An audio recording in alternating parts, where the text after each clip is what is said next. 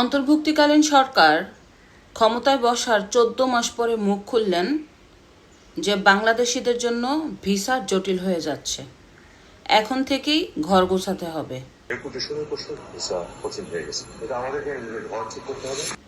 কিন্তু পররাষ্ট্র উপদেষ্টা হয়তোবা ভুলেই গেছে ঘর গোছানোর আগেই বিশ্বের উন্নত দেশগুলি মুখ ফিরিয়ে নিয়েছে বাংলাদেশিদের ভিসা দেওয়ার জন্য। বিশেষ করে সবুজ পাসপোর্টধারীদের পুরোপুরি ভিসা জটিলতায় ভুগতে হচ্ছে প্রতিনিয়ত।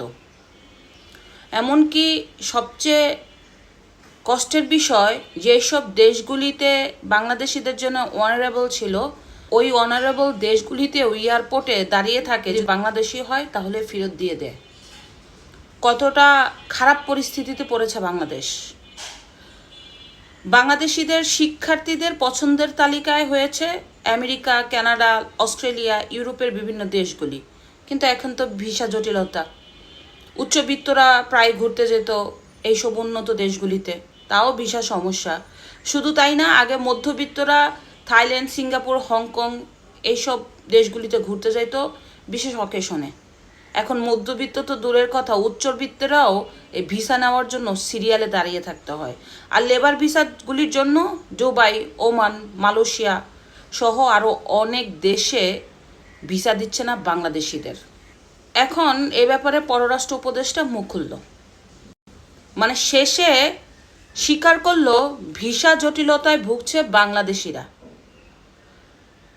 কারণ এই গত 1 বছরে আন্তর্জাতিক মহলে বাংলাদেশিদের যে সুনাম, সেই সুনাম পুরোপুরি অক্ষুণ্ণ হয়ে গেছে।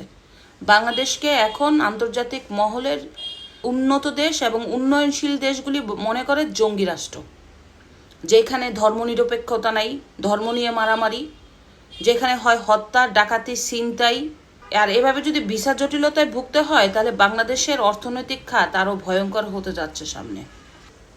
বিদেশি বিনিয়োগ বন্ধ হয়ে গেছে, বাংলাদেশিদের আর কেউ বিনিয়োগ করে না। কেন জানেন? নিশ্চয়তা নাই তো।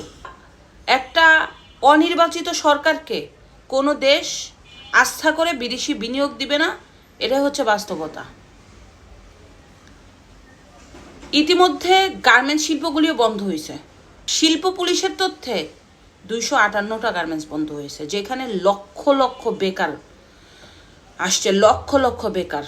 এই বেকারের মধ্যে নারী শ্রমিকরাই বেশি। আপনারা জানেন বাংলাদেশে প্রায় 40 লক্ষ নারী এবং পুরুষ কাজ করে এই পোশাক শিল্প কারখানায়, অথচ দিন দিন কারখানা বন্ধ হয়ে যাওয়াতে